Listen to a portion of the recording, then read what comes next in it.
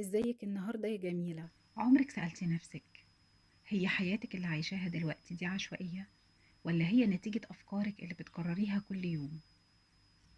الحقيقة إن مستقبلك مش حاجة بتظهر فجأة، ده شيء بتبنيه لحظة بلحظة من خلال عقليتك وطريقة تفكيرك وصوتك الداخلي وعاداتك كمان.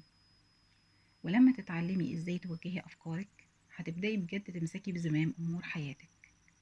بس خلينا نفهم الأول، ليه الأفكار ليها التأثير الكبير ده؟ لأن أفكارك مش مجرد خواطر بتيجي وبتمشي، دي أنماط قوية جدا بتحدد انت بتحسي بإيه، بتتصرفي إزاي، مصدقة إيه عن نفسك.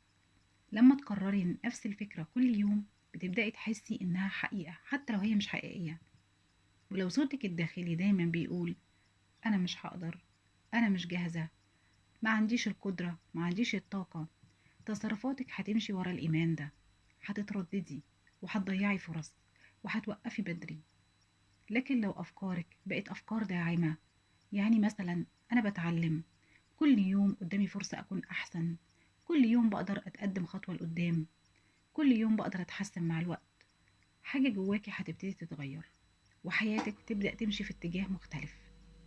السؤال الحقيقي هنا مش انت عايزة ايه في حياتك، السؤال انت بتقولي ايه لنفسك كل يوم. لأن أفكارك مش بس جوه دماغك، دي بتبني مستقبلك. وطالما أفكارك بالقوة دي يبقى لازم نسأل، الصوت اللي جوانا ده بيقول لنا ايه طول الوقت؟ صوتنا الداخلي ده مش مجرد أفكار عابرة، ده نمط قوي جدا بيشكل مشاعرنا وتصرفاتنا وإيماننا بنفسنا. وكمان ايه هو المتاح لينا وايه اللي بنسمح ليه لنفسنا. في صراع دايما بين صوتك القديم وبين الشخصية اللي بتحلمي بيها. الصوت ده موجود في الخلفية طول الوقت، بيعلق على كل حاجة. المشكلة إنه مش دايما بيقول الحقيقة، هو غالبا بيكرر مخاوف قديمة ونتيجة تجارب قديمة وأشياء أنت ممكن تكوني مريتي بيها، معتقدات اتزرعت جواكي من زمان. ولما تبدأي تلاحظي الصوت ده بوعي تقدري تشككي فيه وهتقدري تغيريه، وده بداية طريق التغيير الحقيقي. طيب، بعد ما فهمنا الصوت ده نقدر نسأل سؤال مهم، إزاي نقدر نغير حياتنا فعلا؟ أول حاجة بتكون العادات. العادات أهم من الحماس، أهم من الموتيفيشن. ناس كتير مستنية تحس بالحماس علشان تبدأ، لكن الحماس بيجي ويمشي، إنما العادات هي اللي بتفضل.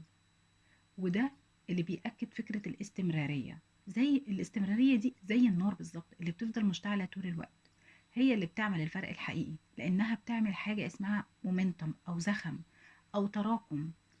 أما الحماس أو التحفيز مجرد وميض وممكن يختفي، لكن فعلك الصغير والمستمر هو اللي بيبني هويتك الجديدة، وبيدي عقلك الأدلة اللي محتاجها علشان يصدق التغيير ده، وإن ممكن فعلا يحصل تغيير.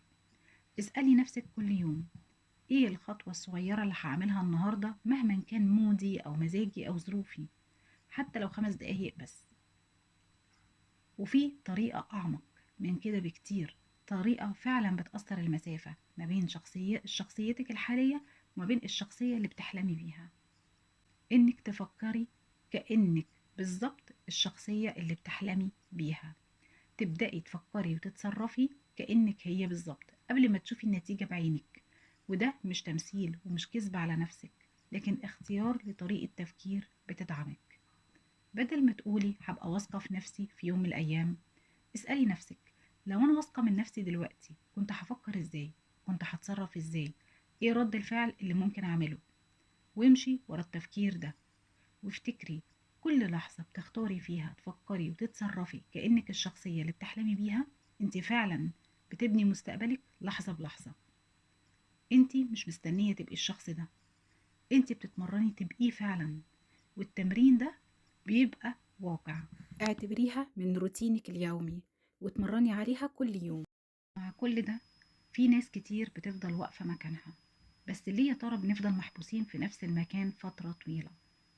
مش علشان قدرتنا قليلة، لكن علشان احنا بنكرر نفس النمط كل يوم من غير ما ناخد بالنا.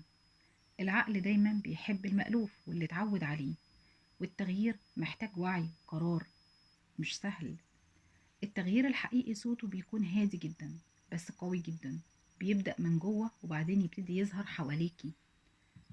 ابدأي من النهاردة، لاحظي أفكارك من غير حكم، ولما تيجي فكرة سلبية اسألي نفسك: يا ترى الفكرة دي بتفيدني ولا بتعطلني؟ مستقبلك بيتبني في اللحظات الهادية، في طريقة كلامك لنفسك وقت الغلط، وفي تصرفاتك وقت التحديات. انت مش محتاجة خطة كاملة ولا محتاجة موتيفيشن ومحتاجة إشارات وعلامات، انت بس محتاجة تبدأي، تاخدي أول خطوة وتكملي. ولما تسيطري على أفكارك مش هتبقي محكومة لا بالخوف ولا بالشك ولا فقدان الثقة بنفسك. هيبقى أقل مجهود صغير مستمر أقوى بكتير جدا من دفعة حماس مؤقتة. والتغيير الحقيقي، افتكري كويس إنه بيبدأ من جواكي وبعدين بيبتدي يظهر بره في حياتك. شكرا إنك كملتي الفيديو للنهاية، وافتكري دايما انتي حلوة زي ما انتي، وتستحقي إنك تتحبي زي ما انتي، بس كمان تستحقي إنك تكوني في النسخة الأفضل من نفسك. بالتوفيق.